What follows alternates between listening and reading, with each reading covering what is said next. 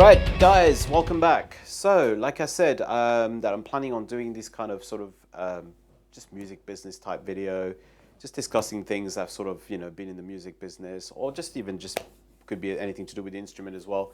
For these couple of last episodes, I felt about not using the guitar, so just just talking about certain subject. Anyway, actually, when I did the video last week on Bruce Dickinson and his stance on Brexit. Somebody commented about Lars Ulrich and trying to compare the sort of Lars Ulrich situation a little bit of how does Lars Ulrich see himself today based on the sort of Napster lawsuit that goes back to about 20 years ago. So before I go into it, let me just give you a little bit of historical background on this if you're not familiar with this case, because it's going back two decades now. In 2000, basically, Metallica, mainly through Lars Ulrich, decided to sue a company called Napster, which, if some of you remember, was a company that was involved in file sharing, and especially of file sharing of music. I can't remember the ins and outs of how the software worked, but you install the software on your computer, then you can basically share files between each other and effectively download entire discographies of bands in that way without the bands actually seeing a single penny from that. So anyway, so that was the sort of context of 2000. Now, if I put it a bit more in context from a technological point of view at that point, 2000, the iPod, the first version of the iPod is still 1 year away from being released by Apple, so 2001. And I tend to see the beginning of the iPod as being the sort of beginning of real digital music in that way, where you could it became properly portable. You could sort of have a large amount of data or music on your traveling with you. So it really sort of was a game changer. It was also effectively an IT company entering the music business technically. So I really always saw that as being sort of the sort of catapult for everything else that's followed for the last 20 years. Now the question is whether or not Lars Ulrich was right or wrong suing Napster at the time. Now, from a that's where we were a technology point of view. Let's talk a little bit also where we were from the point of view of Metallica at that point. So Metallica by the year 2000, if some of you may recall, was pretty much what I would call an over-bloated rock band at that point, in the sense that it was a band that achieved immense success in the late 80s and 90s, had released a couple of sort of dubious albums for a lot of people. This is not me judging on the albums. I have my own opinions about those albums in the 90s. But they'd strayed far away from what was their original fan base, or at least what got them their huge fan base to begin with. Their sound was less heavy. So by this point, Metallica was this huge stadium band. And Lars Ulrich was really seen as the sort of mouthpiece of that whole enterprise. And he's just never been. So while his attitude back in the 80s and 90s, a lot of people saw them as sort of a quirky European dude, especially the American crowd. By the 2000s, a lot of people saw him as a very annoying figure that just was very opinionated about all things. However, if we now go back to what Lars Ulrich was really sort of talking about, which was effectively the sharing of music without the artist effectively having any kind of say as to who's sharing it, how it's being shared, or any of that. Now, regardless of whether you saw Metallica as a huge, rich machine, and that was one of the arguments that was against sort of Metallica or Lars Ulrich doing this lawsuit of Napster, it was the fact, well, look at them, they're already very rich and all that. Well, that might be the case, but the point of the matter is these guys created their music. So it doesn't matter whether you're a millionaire with a lot of music that you've created. At some point, you would have spent a lot of hard work creating that content and that music. And it's the same for a smaller band. Small bands spend a lot of time putting their music together. So your music is a little bit your own baby. So to suddenly see that music being sort of used in any way, shape, or form, I understood where Lars was coming from at the time. And to be fair, I remember, and this wasn't to do with, I was sort of at that point, I was in my mid-20s, and I just felt, well, I personally feel this is dangerous for the business, because you're taking away the joy of the physical being of music, which was having a CD or a vinyl or cassette, whatever it was. But then I could put that down to my generation. I was older, but I'd grown up with entering a music store. So the idea that music would eventually just be ones and zeros being shared over computers was a little bit of a sort of misnomer for me, and it wasn't the most exciting thing. But I knew at the time I had friends who were the same age as me. They saw that as a vehicle for, being able to share their music. So here we are in 2000. He launches the lawsuit. There's a huge backlash from a lot of fans. A lot of metal fans say, "Oh, look at you guys. You basically, you used to sort of, be okay with people pirating your gigs." But that was a very different thing, pirating gigs, because you were effectively getting a sort of a live a live feel of a gig. It wasn't a polished version. No one should be worried about the live tape that somebody released, the pirated live tape, because the quality wasn't great. What you were trying to grasp was the atmosphere of that particular show. It's very different when you're talking about studio recording, that you spend effectively a lot of money. There's a lot of people's jobs that sort of rely on album sales as well, whether it's the studio that you recorded in, whether it's people that work for the labels, and we come back to the labels in a minute.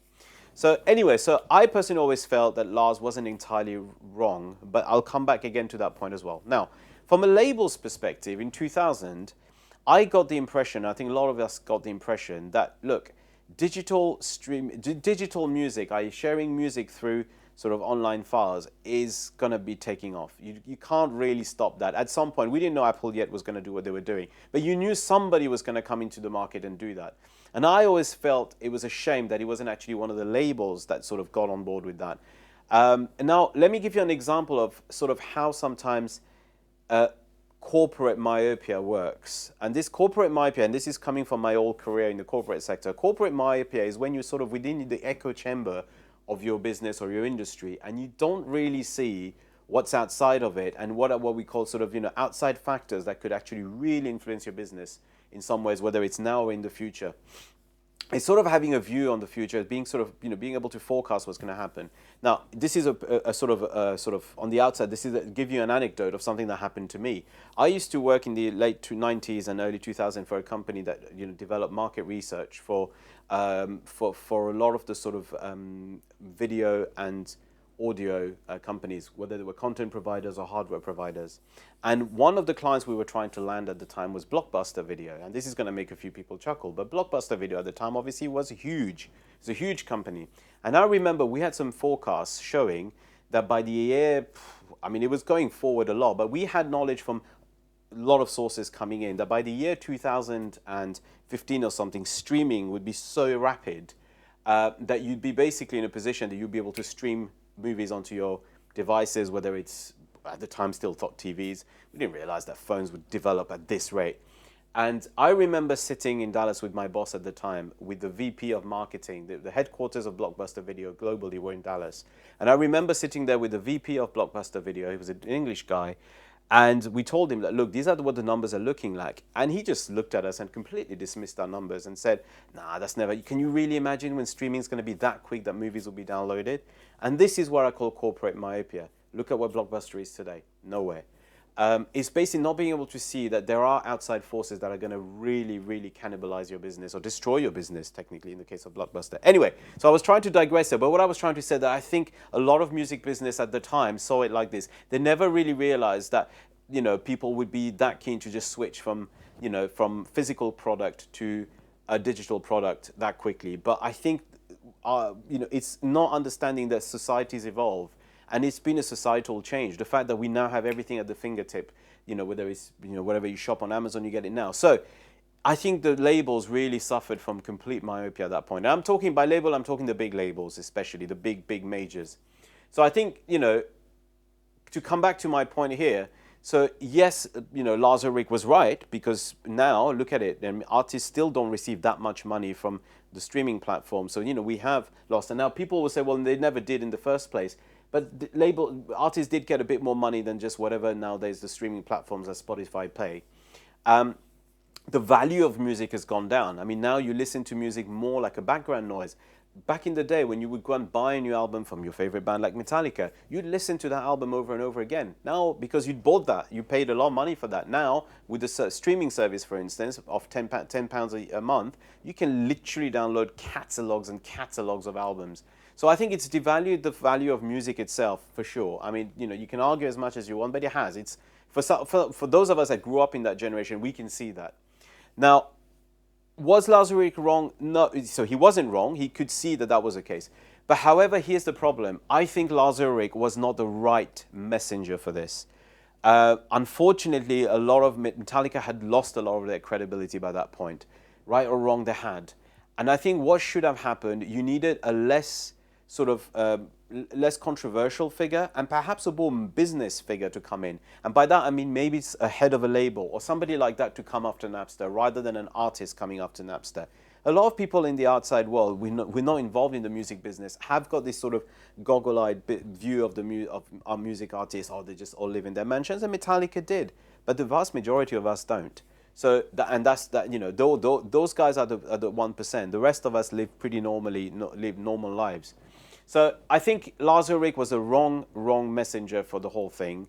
He was not wrong. However, to really sort of finish on this, I don't think there was never going to be a situation where we'd be able to stop this entirely. In the sense, digital distribution of music through sort of MP3s and all that was going to happen.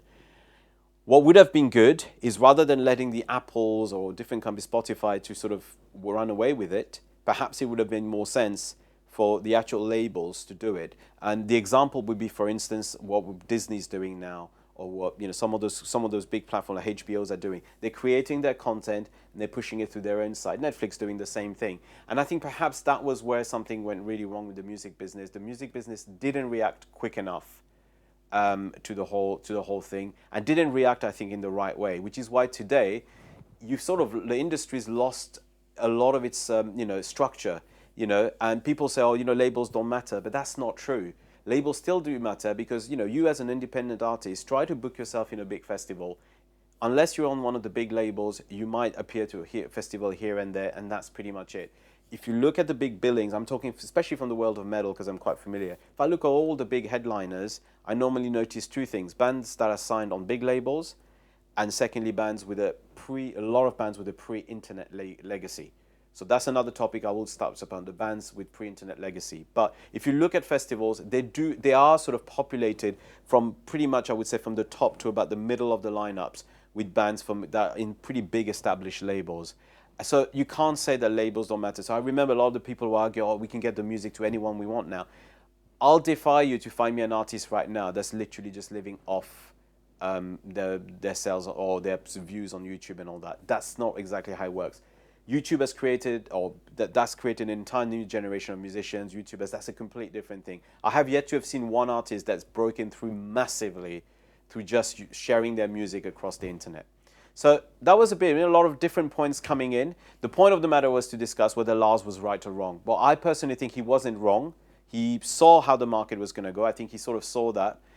He was trying to protect his music, but he did say at the time, and I think I sort of believe in on that one, that he was trying to protect artists as a whole. But I do think on this one he fought a sole battle. He should have been backed up either by other musicians that perhaps were less controversial together that came in, but they all seemed to sort of step away from it because they saw the backlash from music fans. And finally, I think the industry should have gotten involved.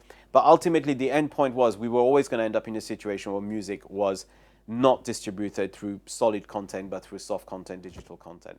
Anyway, I hope this was useful. It's a little bit of sort of history 20 years ago. I can't believe it's been 20 years. Feel free to comment. It's always fun to have comments. And this is a view. I know this is a very controversial topic. If you've got anything to say, just fire away. I'd be glad to hear what you say. Anyway, till next time, stay safe and stay metal.